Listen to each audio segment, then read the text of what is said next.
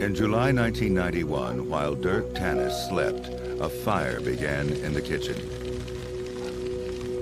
Spuds, his 5-year-old Dalmatian, pulled Dirk gently on his hand until he awakened.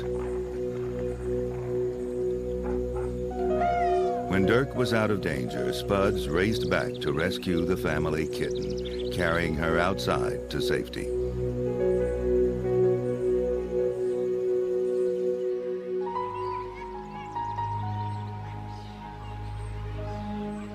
On a spring morning, 5-week-old Rachel lay sleeping in her crib. Suddenly, she began choking. Papillon!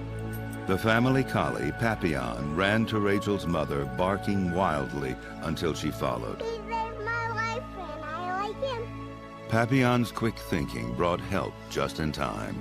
I like him very much. He's my good boy. I like him. On a cool September afternoon, Dale Windsor went fishing with his dog, Pooter, in the mountains of Colorado.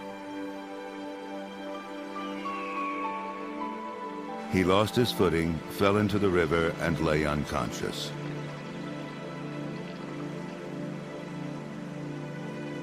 Pooter dragged Dale from the rushing waters, then pulled him up the riverbank to safety. Thanks to a faithful companion, these two old friends are still enjoying their quiet moments together. These canine heroes are not alone. Others are at work every day. In a small town outside of Seattle, a German shepherd named Tawny joined the family of a teenage boy with cerebral palsy. From that moment on, his life has never been the same. Good girl. Dogs do incredible things for us in ways beyond measure. They offer unconditional love, dedication, loyalty, companionship, and service. Nothing could be more extraordinary.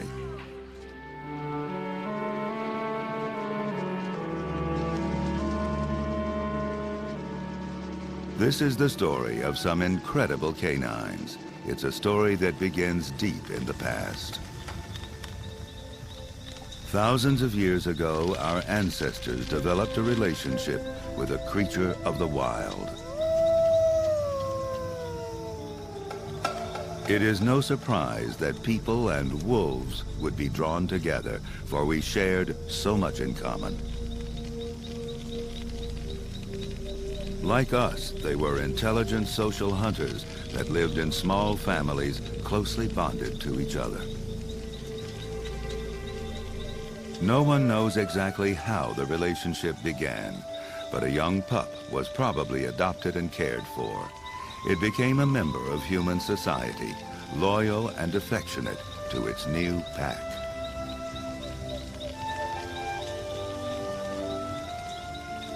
The wild wolf was tamed, and over time, it became our best friend. There's a bit of the wolf in these dogs. They're aggressive, and that's just exactly what the wolf would do. They're stalking the sheep, wanting to bite them. We put commands on them and takes the bite away from them. We don't want them to bite the sheep, you see. We want these dogs to have feeling for the sheep. Dogs may not live in packs like their ancestors, but they most definitely have a pack leader. How are you today? Good boy. Good morning. How are you today? Raymond McPherson has been working with border collies for more than 50 years. Here in the north of England, he works his farm with the help of 8 dogs. Well, this is a sort of an extension from the wild. We have domesticated these animals, but yet they want to have a leader, and I think they regard me as a leader. All his dogs have the instinct to herd, but each one has a distinct style. Chip is the best. He's so dedicated, so responsive to commands. He regards me as the boss, and I don't regard myself as a boss. We regard each other, that's the way I see it anyway, as a working partnership. He's not only a A working partner, he's a friend.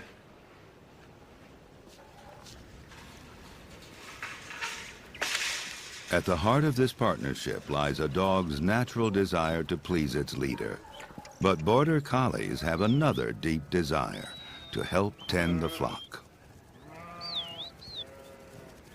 Though all dogs are shadows of their wolf ancestry, no breed illustrates this more clearly than the Border Collie.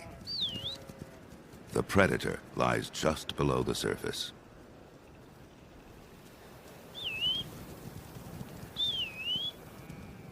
But what makes Border Collie so extraordinary is the powerful combination of instinct and intelligence. Border Collie's the finest brain of any animal in the world.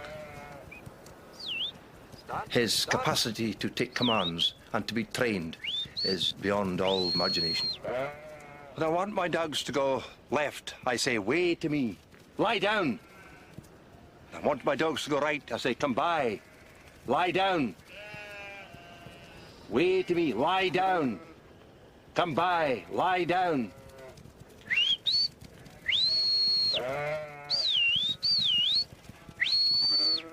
They're not dependent on commands all the time. A lot of people think they're just robots and they need commands all the time. It's not the case at all. These dogs can do a lot on their own. Working together as a team, the dogs coordinate their movements in perfect harmony, like a pack circling their prey. Herding is in their blood, and there's nothing they'd rather do. My dogs are very happy when they're working. If you watch the expressions on their faces, they tell the tale how happy they are when they're on the sheep and working the sheep. If you want to be cruel to them, don't give them any work, and that will break their heart.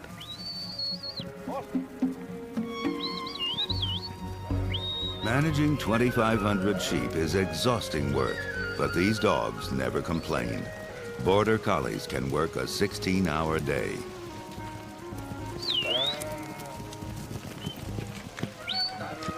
Raymond couldn't work the farm without his dogs, and he chooses the next member of his team very carefully.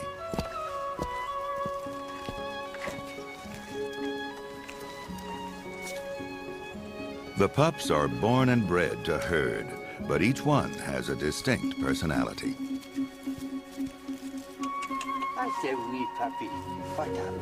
I like a one with a cheeky sort of nature, a bit of the devil in them.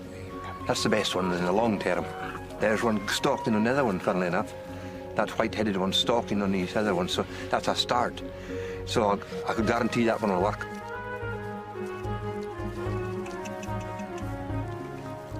In a few months, one of these pups will start its new job, continuing an ancient partnership that has endured the test of time. There's nothing made by man that can replace the Border Collie. We're completely dependent on them. Thousands of years after our relationship began, we're still relying on the dog's natural abilities to improve our lives, and in some cases, to save them.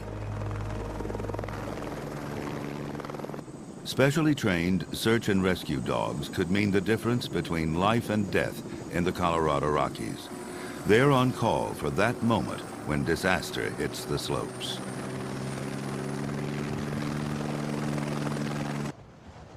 After days of fresh snowfall, these mountains are like a time bomb, just waiting to explode. An avalanche starts in a flash. There's no time to escape.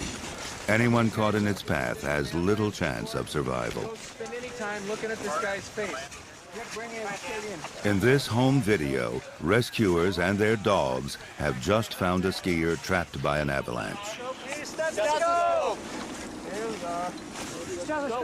Buried alive, a person can only survive about 30 minutes.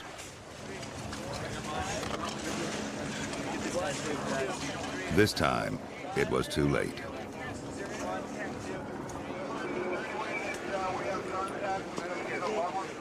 If they're to have a chance of saving an avalanche victim, the canine rescue teams must practice constantly. Come on, buddy. Get him out. Get him out. In this rescue drill, a member of the ski patrol is in a snow cave 6 feet beneath the surface. Hasty, a golden retriever, uses his powerful nose to find him. Boy, that's a boy. Is somebody in there? Patty Burnett from Copper Mountain Resort is Hasty's owner and trainer. They've been working together for 10 years. Mounds of snow may all look the same, but they don't all smell the same, at least not to Hasty. A dog's sense of smell is thousands of times more powerful than our own. There he is. Good boy. Let's get him out.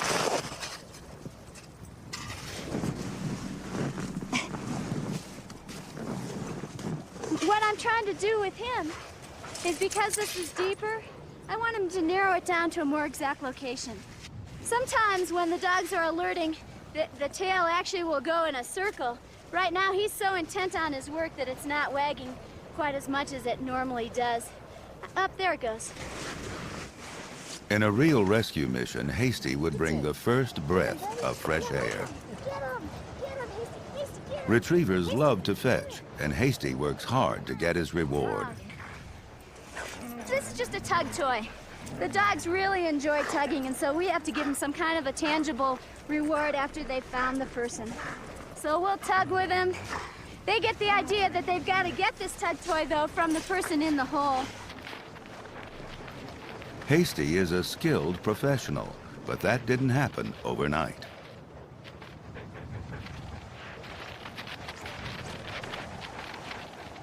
Like these puppies, he began training when he was only a few months old, with a simple game of hide and seek.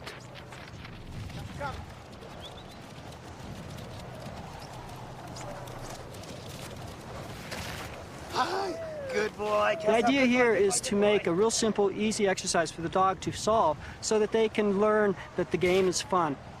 We want to always have them winning the game and be willing to play. Good boy, Hunter. Good doggy. Good boy. Good boy. The purpose of this exercise is air scenting. What we're trying to do here is to get the dog to be able to find us without following our trail. An avalanche victim doesn't leave a trail. Get him, Hunter, get him. Go, boy, go. Atta boy. Come on, Hunter, come on. Good boy. Soon, these youngsters will have to learn a few things which don't come quite so naturally. They'll have to join the ski patrol wherever they go. The name of the game is getting to the scene as quickly as possible.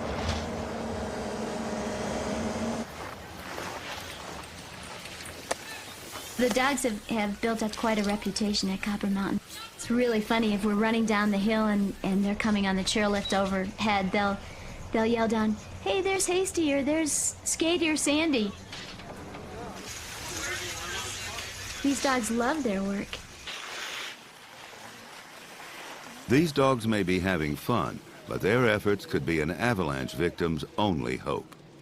No one on this team will give up that hope. Good boy. We got an alert here. These practice drills keep them ready for the real thing. 1, 2, 3.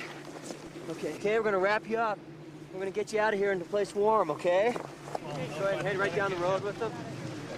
By adding helicopters to their teams, rescuers have a fighting chance to get the dogs to the victim on time. Search and rescue dogs are at work all across the country, finding the victims of avalanches, earthquakes, or a child lost in the woods. Nothing can replace their skills and dedication.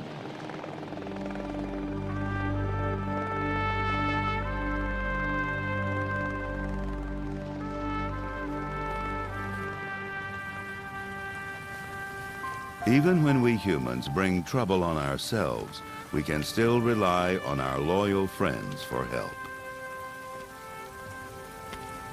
If I hadn't been a dog handler and Cracker hadn't have been there, I wouldn't be here today. I'd be somewhere on the east wall of the Vietnam Veterans Memorial with a lot of other people up there. And if it hadn't been for my dog, I wouldn't have made it. Bob Himrod fought in the Vietnam War. At the age of 18, he joined a special branch of the military, the Scout Dog Platoon, and from that moment on, he worked side by side with his new partner, a young German Shepherd. Her name was Cracker. Cracker was just one of thousands of other dogs who joined Soldiers in Combat. Dogs have been helping us fight our wars nearly as long as we've been having them. In World War I, as many as 75,000 canines were used to carry messages and search the battlefield for wounded. By World War II, it was clear that dogs were a great asset to the military, but trained dogs were in short supply. The U.S. Army needed dogs quickly and asked the public for help.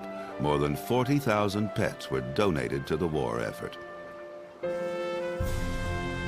The dog of choice was the German Shepherd because of its stamina, intelligence, and strong temperament.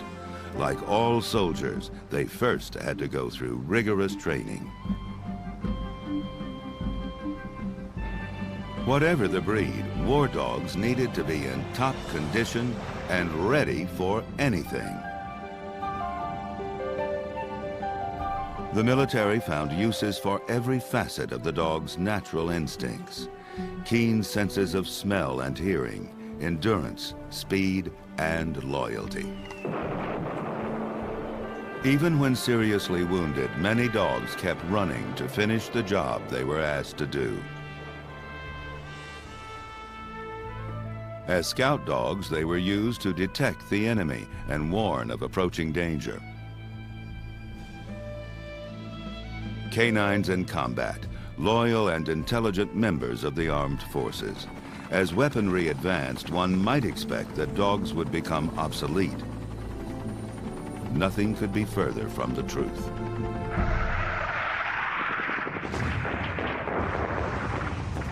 Vietnam was a guerrilla war of stealth and ambush. Scout dogs were needed more than ever. There was still one thing they could do better than any military invention: detect a hidden enemy. To the Army, dogs were tactical necessities. To the soldiers, they were faithful companions. A strong bond quickly developed between dog and handler, a bond that grew stronger every day.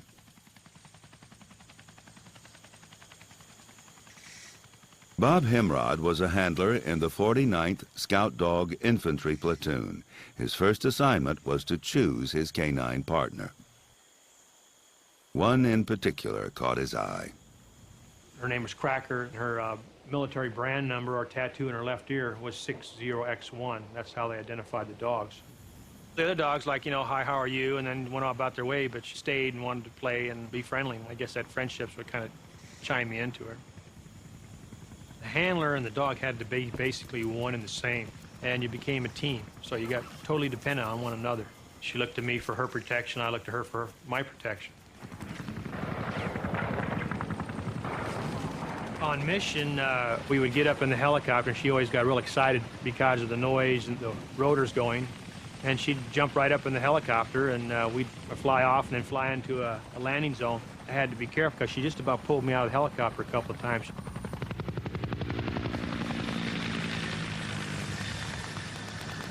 When you get in a firefight, and you're just horrific.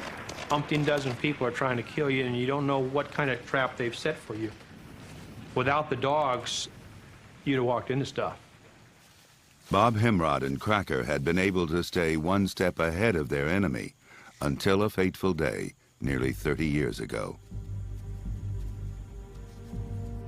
In August of '68, I think it was the 19th, we were doing search and destroy operation south of Saigon, about 6 miles out. And our basic mission was to sweep the area and make contact or find enemy weapons caches.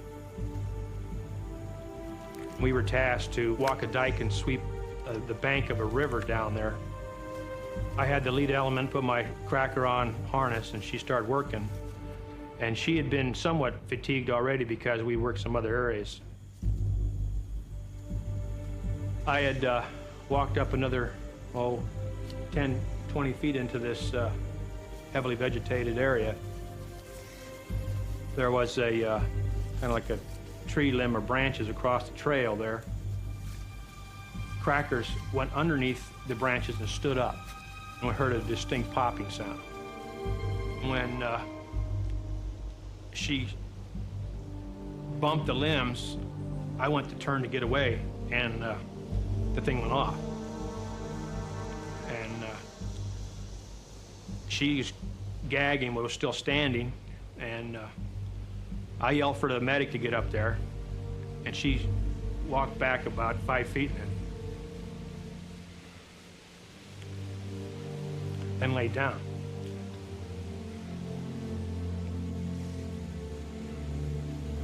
The vet said I could put her out right now or let her suffer and die here.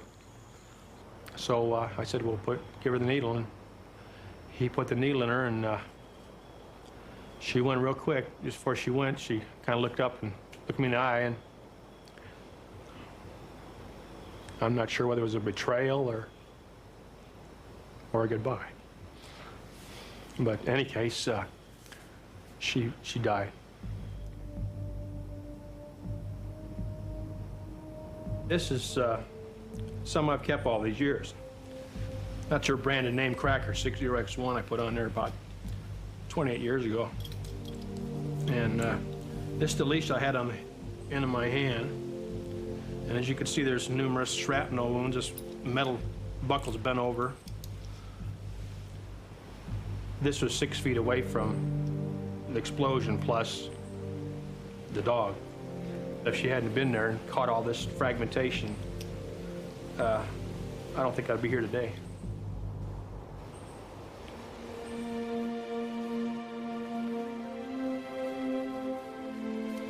That was my closest friend over there. It's not very many people that save your life and die on you all on the same day, and that's just what happened here. It is estimated that the dogs who served in Vietnam prevented 10,000 deaths and casualties.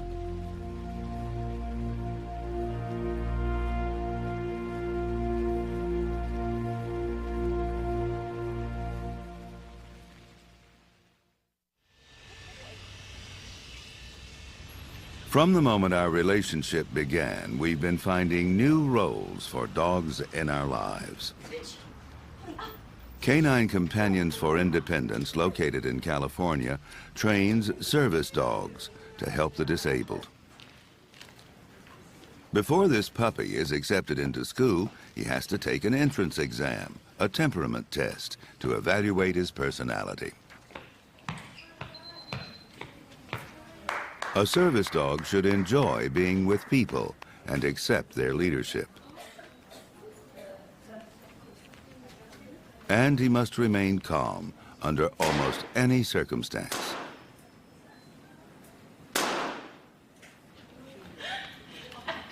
Some dogs will make it, and some won't. Hey! Hey! The students here are all Labrador and Golden Retrievers, chosen for their easygoing nature and their instinct to retrieve. One of the hardest exercises is learning to ignore distractions. For a retriever, nothing is harder to resist than a bouncing tennis ball. Wonder, down, down. These lessons teach them to focus on their work. When one student is allowed to have some fun, the others can only watch and wait their turn. Arnold, hey.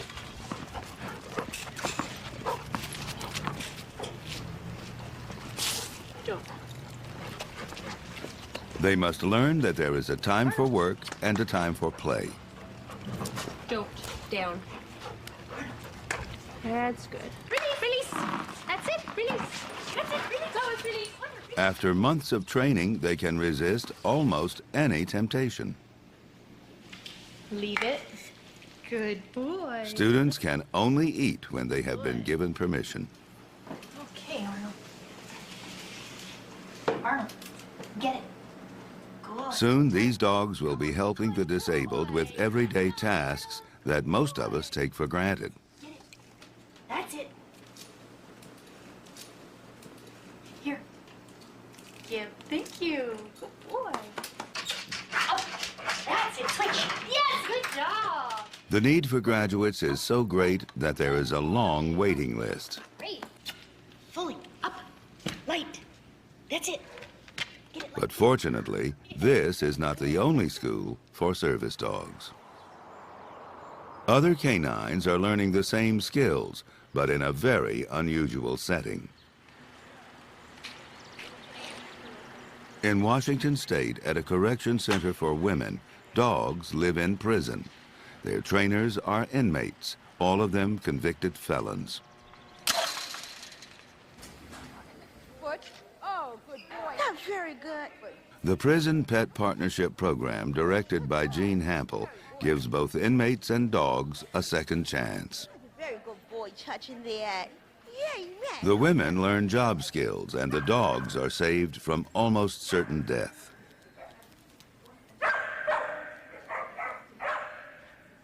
All these dogs were rescued from shelters. Now they will offer someone the chance for a better life.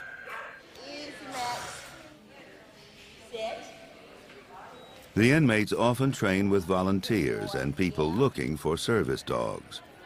Purebred or mutt, it makes no difference, as long as the dog has a good temperament and a desire to please.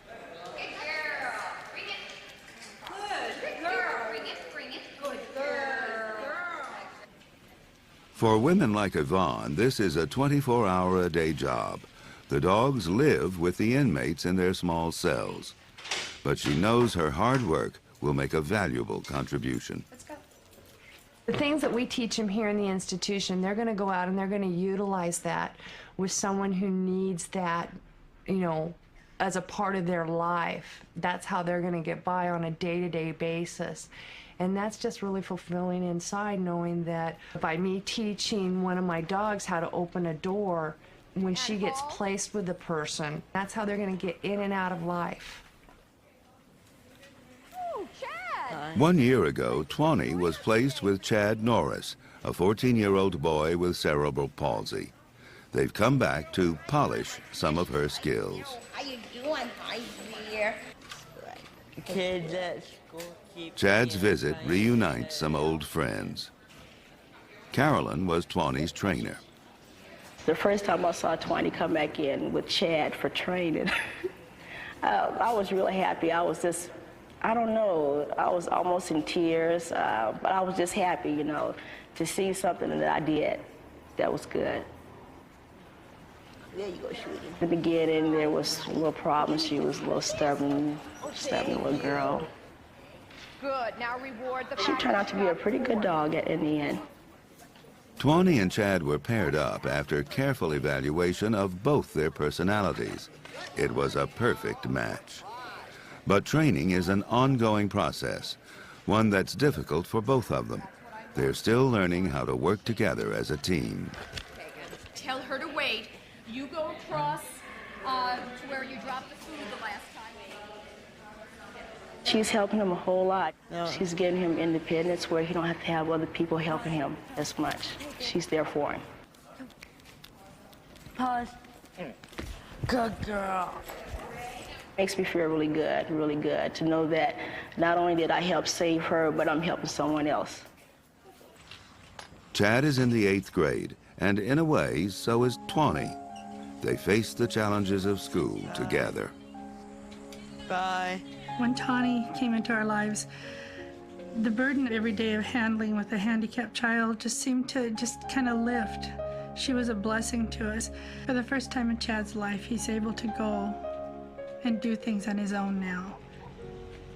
She goes everywhere he goes. Up, hold.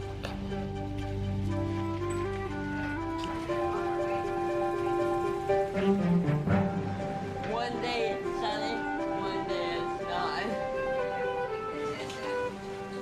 It seemed like when Tawny came into the picture, he blossomed. His whole life was changed. He had something that meant something to himself.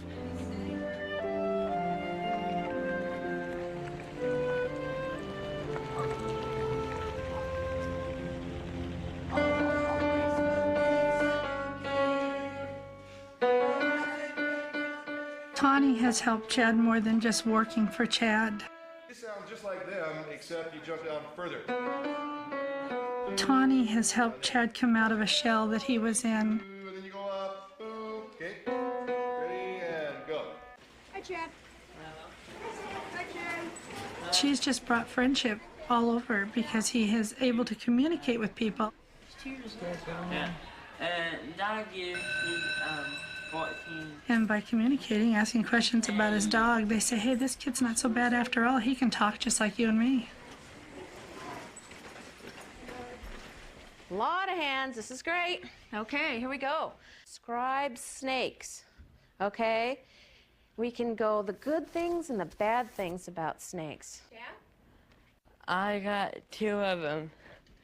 They smell with their tongues, and they eat rats. Very good. Okay, Derek. They eat eggs. Good. Okay, let's do a real quick review here, then I'll let you go. For the first time in Chad's life, he's able to do things on his own now. If he drops something, Tawny's there. They smell with their No. Okay. You want to ball her? When I see Chad and Tawny together, it's just every mother's wish that her son has somebody to walk beside him. Come. Give. And go play. Sit. Can I have a kiss? Oh. Yeah, I love you too. Yes, I do. When I play, huh? Dogs like Tawny, trained to help those outside the prison gates, have also transformed the lives of those on the inside. Take it. Come on, get that. Watching the progress of their trainees gives the inmates a sense of responsibility, accomplishment, and self-esteem. Boy, bring here. Come on, bring it to the mom. Come on, bring it. Yay! Bibble. The program also provides them with skills they can use when they're released. Besides training the dogs, they also learn boarding and grooming. Rambo, come on, hold still. I get out in 17 months, and I go to work release in 11 months. And this is something I'll be able to do through work release. The whole program's like a win-win situation. Here I am, and I'm in prison, and I've been here for a long time, and there's a lot of people who would look down on me because of that.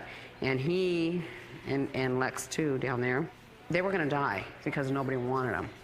The whole program lets me give back to society, you know, show that I'm not all the way bad. Take it. That's a good But boy. these dogs are more than trainees. They are friends, offering moments of intimacy that help these women cope with prison life. Leave it. The animals in the institution are an unconditional love for anybody who has any dealings with them. They are something that you could just hold on to, tell your worst stories, your fears, your remorses, anything you want, and they'll always be there. Yvonne's dog also offers her something else quite remarkable.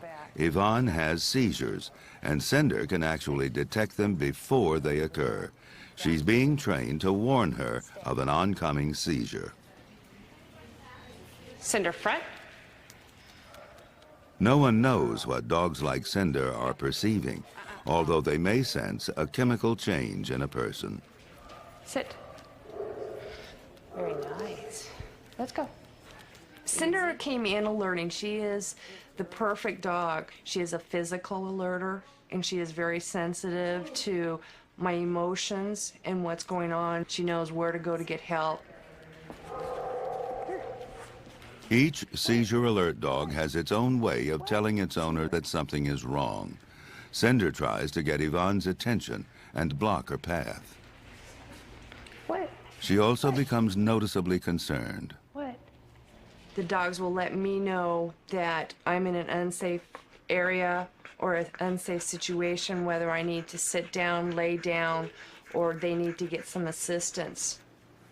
Cinder's alerting allows everyone to be more prepared for a potentially dangerous situation. While Nature's crew was filming at the prison, Yvonne had a seizure.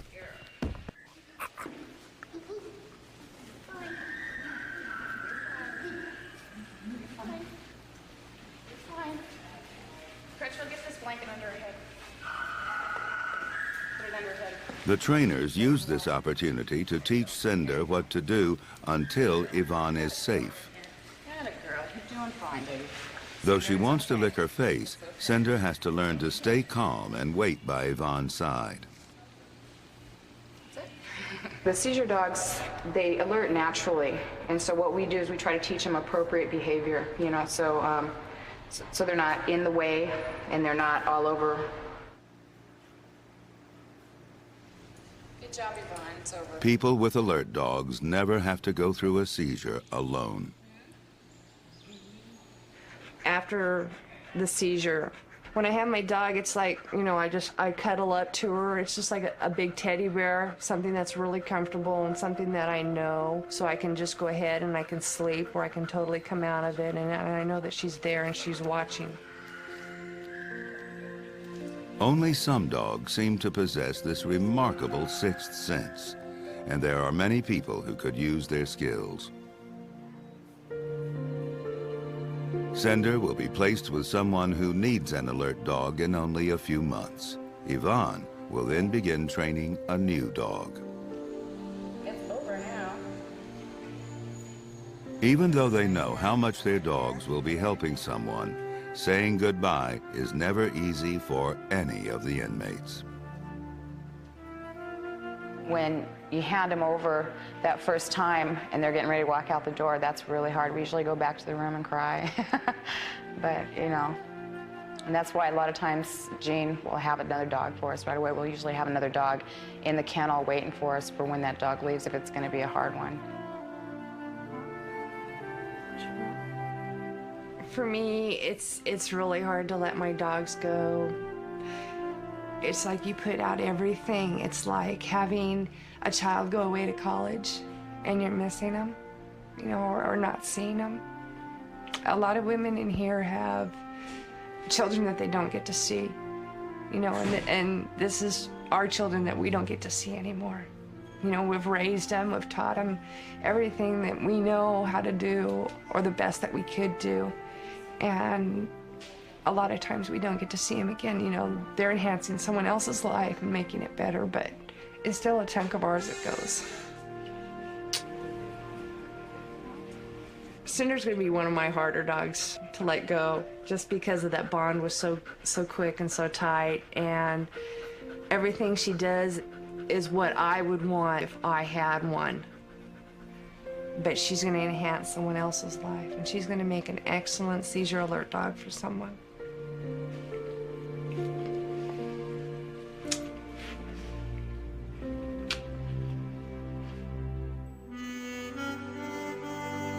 Perhaps all dogs have some special potential. You just have to know where to look. Moose was antisocial and completely untrainable. After being rejected by 2 families, his future looked uncertain. But then he found a place where he belonged.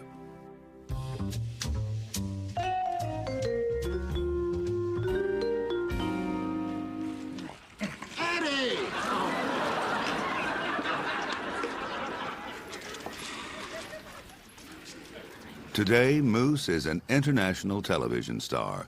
He lives in Venice, California with his trainer, Mathilde Cagney. She adopted this juvenile delinquent when his owners couldn't deal with him anymore. Good. Good. You want to play? You want to play? You want to play? Go get it. Come on, Mamas. He was really independent, a big attitude, arrogant. He was so independent, I will pat him and he will always get away from me. And nothing really to be nasty or anything. It was just like, you know, I don't really care for you or anyone, as a matter of fact. Come here, buddy. Good. I started to, you know, play with his body and massaging him, and he kind of like went, wow, this is not too bad. But a dog as smart as Moose needed more than a massage. He needed a challenge. Moose loves working. It just turned out to be really a good thing for him. He was bored and needed a purpose in life, a job. Sit up. Good. Stay. Good. Beg. Dogs are intelligent, but we don't realize just how deep that goes. Like us, they get frustrated when they aren't using their minds. Before his role on Frasier, Moose filled his time with mischief. but now he gets to accomplish something every day.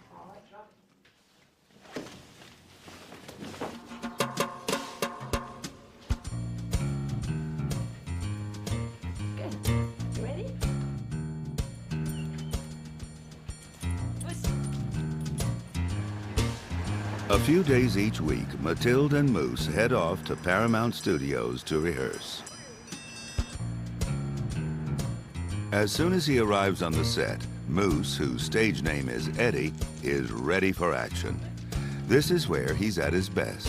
He enjoys learning something new, and he's completely focused on his work. I just need to rehearse once with him here. Stay. We share a lot of moments on the set. When he's working and really I can't be talking, we send each other a lot of vibes and a lot of I'll be smiling when he's doing good, and I'll do this when it's like no, and he can feed all that for me. There. Very good. He's good acting. He's a good actor, huh? Good boy. They learn action, they learn cut, they know exactly what's going on. Yeah? Okay. Okay, quiet, All right, please, here we guys. go. Get up. Ready? And My job. Oh, yeah, Mr. Crane. Did Eddie drop you through the puddles again? Every last one of them. Eddie, get in here. Eddie, I mean now.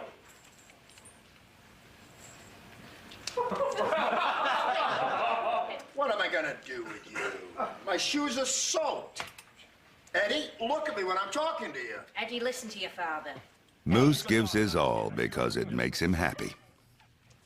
Eddie, I want you to go to your room and think about this. Once he's learned one routine, he just wants to know what's next. While everyone else is practicing their lines, Matilda and Moose have a silent dialogue going on.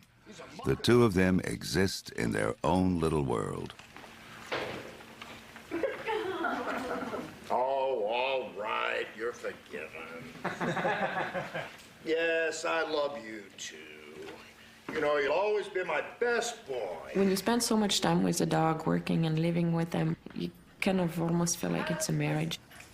There is a lot of love, there is fights, there is fun, but we also make sure we both have our space and time out. Matilda and Moose relax at home with a few other actors. Clovis, one of the stars of Homeward Bound 2, and Enzo, Moose's son and stand-in. All right, come on. But Moose knows when it's showtime. Moose knows the difference between rehearsal and shooting day. As a matter of fact, he knows the days of the week. You'll see a completely different attitude in a dog and show nights. Basically, they become what you call camera-wise. They can feel the vibes, they know the audience is there, the music is going.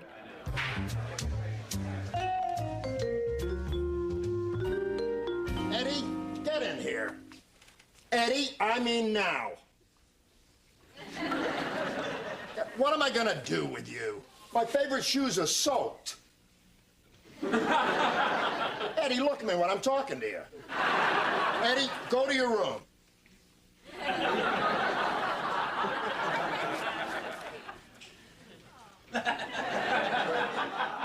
Moose may be a star, but the best thing that ever happened to him is that someone noticed his enormous potential and gave him the chance to blossom.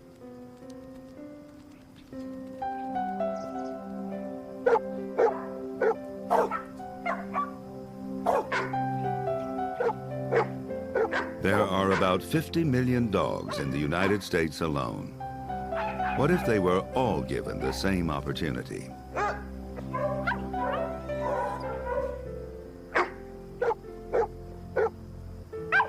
Here in the suburbs of Maryland, two ordinary pets are getting ready for work. Come on, guys, here. Good boy, Scooter. Come on. First, they have to take a bath. Few dogs are so eager to get soaked, but these two know that bath time means they'll soon be on their way. Molly and Scooter work as therapy dogs, visiting people in hospitals. Before each visit, they have to get squeaky clean. That's a good boy. Yes. Oh, yes, thank you so much.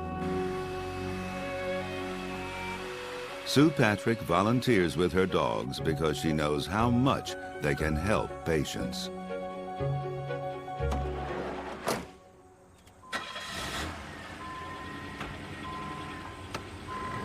They have a sixth sense about them. If you're sick, they know that they want to just give you love. They want to lay down next to you and just love you. If you're happy, they want to play. And they also know when you're sad. And that's why they make great therapy dogs. A few times each month, Molly and Scooter visit the National Institutes of Health. These two small dogs are more powerful than they appear. They are treatments in huggable form. Therapy dogs come in all shapes and sizes. They just need to be well behaved and friendly. The owners all gather with their pets until it's time to head off on their appointed rounds. The children at the clinical center have serious illnesses. They've come here for experimental treatments, which could save lives. You remember who this is?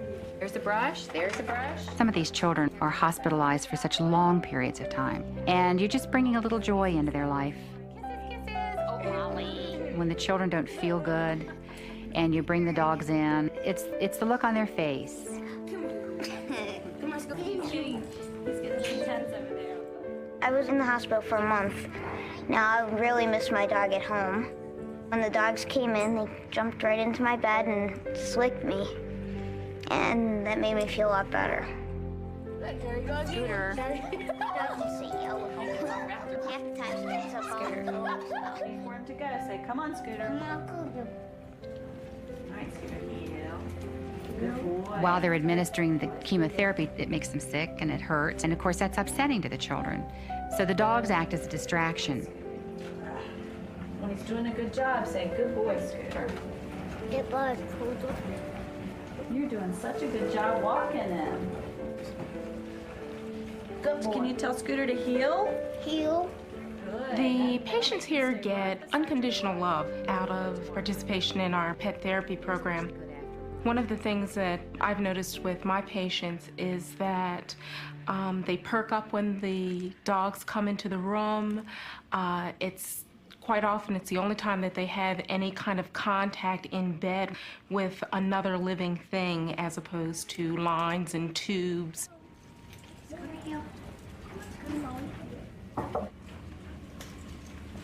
Hi, Bernie. How are you? Hi, how are you? Hi, Scooter's come to visit you today. You ready for a dog visit? Yeah. Ready. Scooter's ready to say hi to Bernie. Okay, Scooter, sit. Scooter down. Scooter down. Good boy. Oh, boy, has he been waiting all day for this. Oh, there he goes. Yeah, see, he the minute takes you try his to paw. stop. As soon as you it's- stop, he yeah. hits you with his paw and says, more, more. They really made a big difference. There were times that Bernadette was in so much pain and just so sick. She didn't want to eat. She didn't want to play. There just wasn't anything that could get her out of the doldrums. The only thing that made a difference was her knowing that the dogs were coming. When everybody else from the clinic goes home and you're left here with this little girl who's in a lot of pain and just won't respond to anything, when a dog comes in and jumps up on the bed and gets her to smile and just open up and be herself again, it really makes a difference. Brian. Hi, Brian. Unconditional love, acceptance, moments of joy and laughter. No one word can summarize all that Molly and Scooter offer these children, but it's something only a dog can give.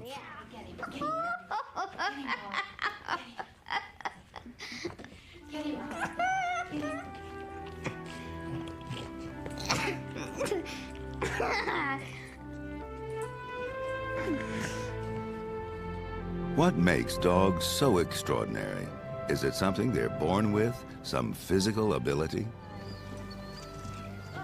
Is it their desire to serve? Or their devotion and tolerance? My Velma. Is it their intelligence? or their endless desire to please. Hold it. Good, hold it.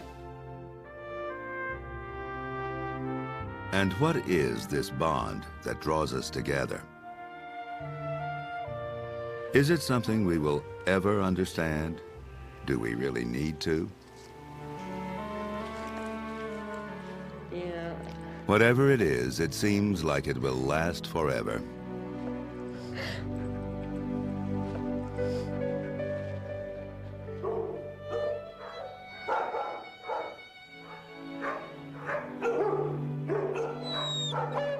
Every dog has something incredible to offer, yet so many are never given the chance.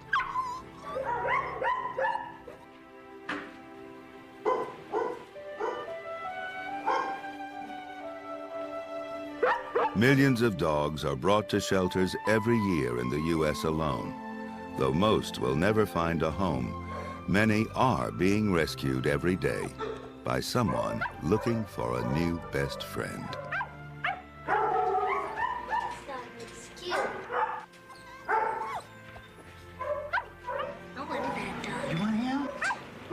What gift will this puppy bring its new owner?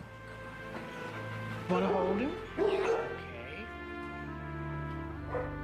Only time will tell, but there's no doubt it will be something extraordinary.